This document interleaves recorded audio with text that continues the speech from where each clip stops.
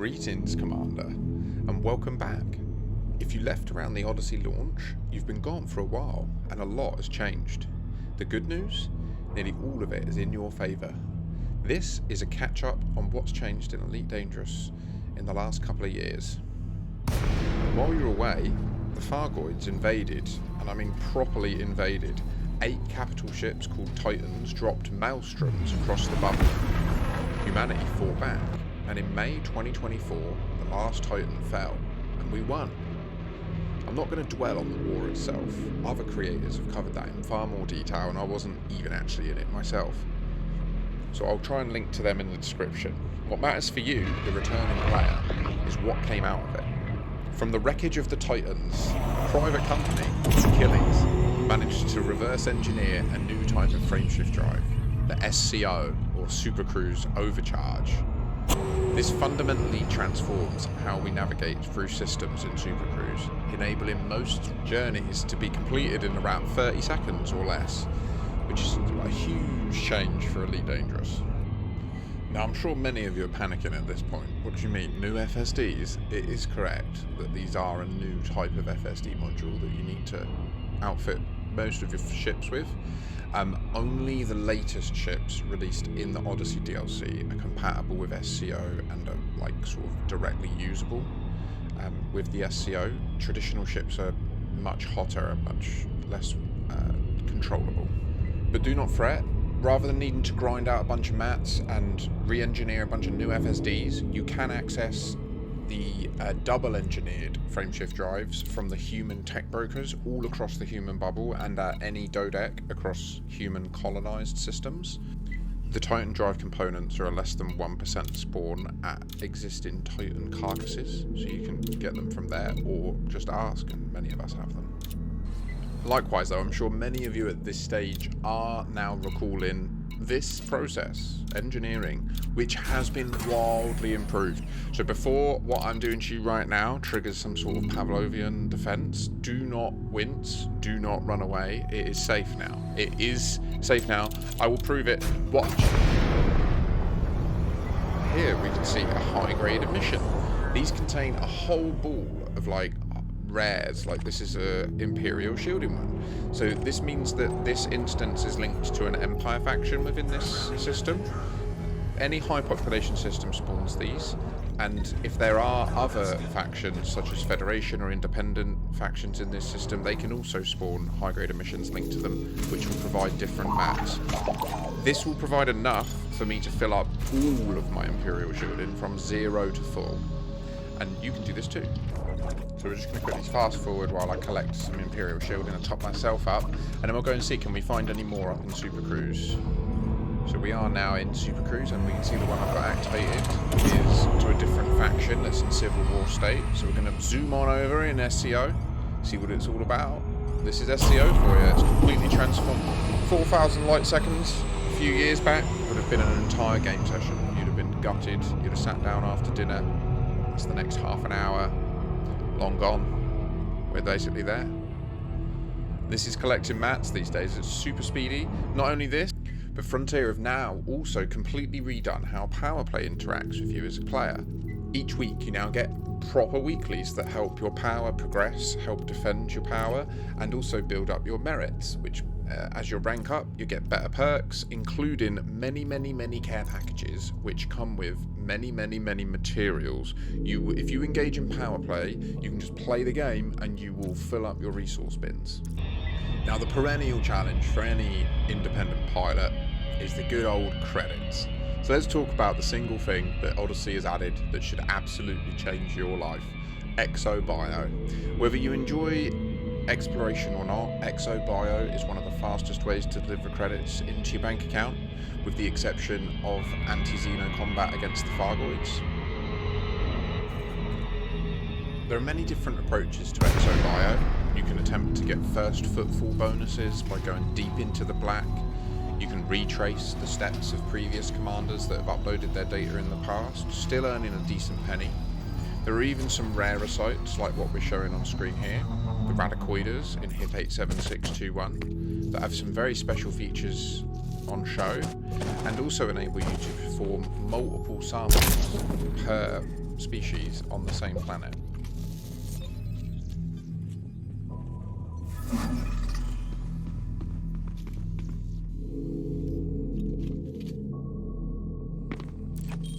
So the system this is in, HIP 87621, sits within Powerplay space and has been at the centre of a huge war amongst the players, and has been quite an interesting sort of part of the story. I linked to some other videos of mine that go into some of the science that we've done around these ranicoides. It's quite fascinating. You can also see the new perspective here of Powerplay in the bubble. So since the launch of Odyssey, there have been 10 new ships released, which we're going to go into a little bit of depth on each in a moment. There have been 2 new features. The Trailblazer update brought Colonisation, which, as you can see, is the first time that it's been able to create a passive income in the game. So right now I'm currently pulling in 4.5 mil a week between my larger colonies. We can go over to the galaxy map and just look at the latest addition to the filters. This is the colonisation map mode. You can see all these red X's are ones that we're not allowed to colonise. All the purple ones are ones that are player colonies. All the white ones are obviously available for you to colonise.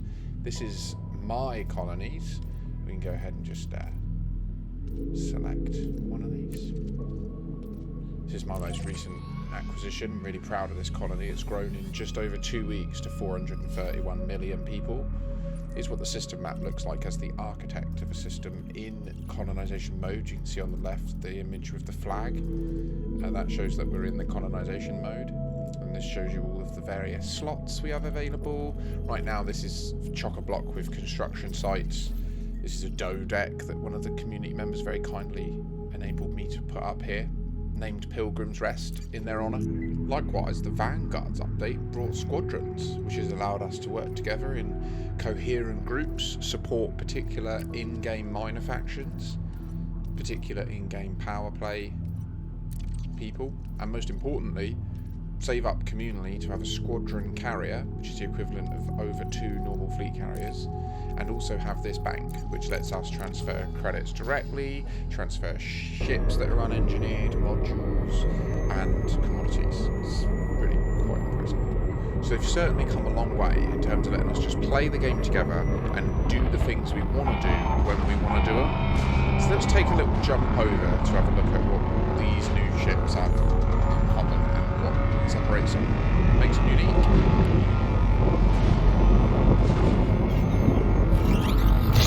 First up, we got the Python Mark II. This is the predecessor to the old school Python. You can see on board here, we got the meta PvP Python build.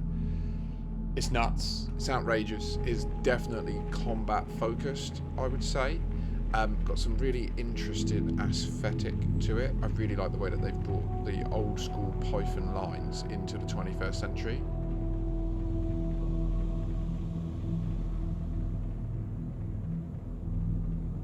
Next up is the Type 8. So this has kind of been made redundant by subsequent releases, other than the unique purpose of hauling up to 400 tons worth of stuff from outposts, etc. So it does still have a very niche purpose, but that is exclusively what I use the Type 8 for, sorry, at this time. But it looks pretty robust. I really like the industrial look. It's a handy little pocket miner to have about.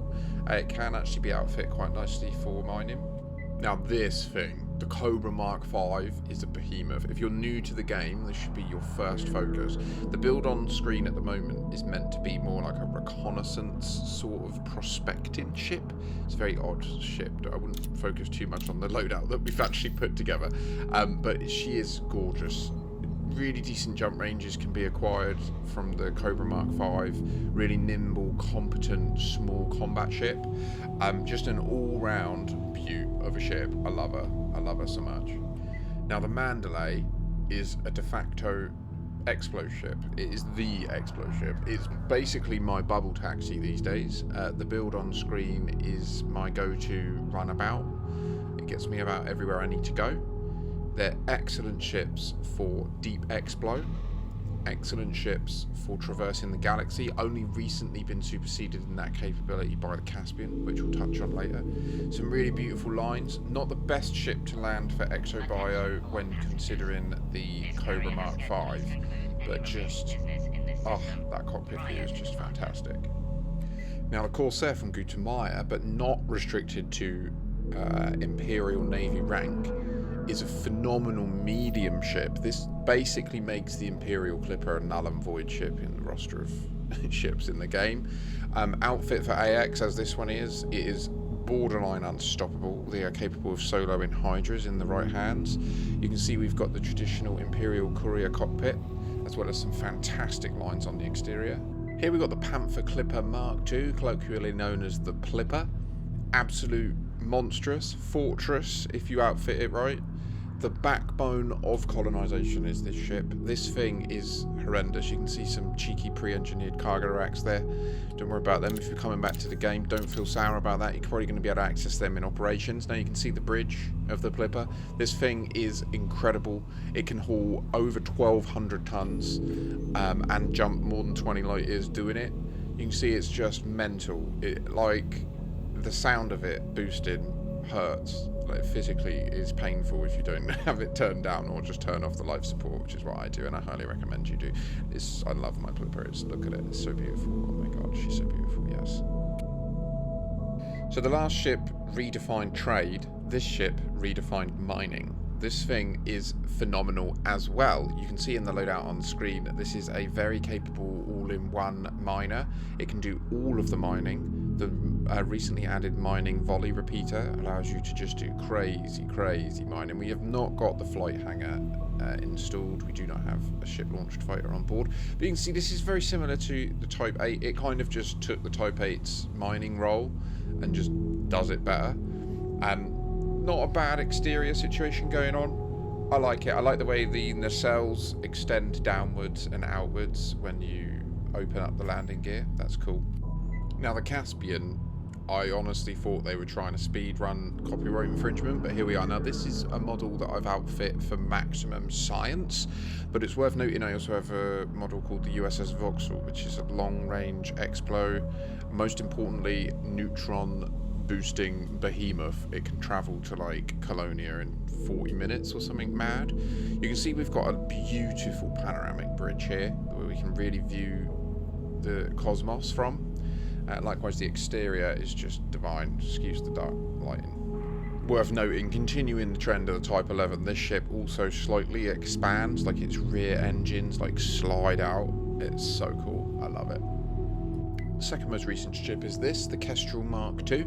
You can see here my PvE. I mean, honestly, this is probably PvP capable as well. This thing is disgusting.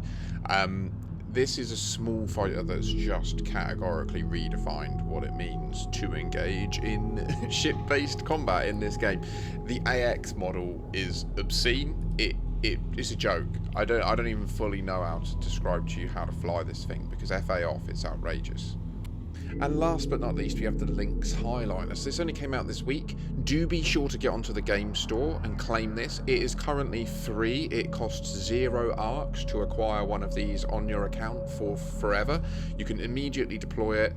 You can use it for passenger missions, rescue missions. You can get about in it. It's actually a decent and capable exploration ship as well. Really nice little custom cockpit and some decent exterior views. The way to view this ship is it's like the Boeing 737 of Elite Dangerous.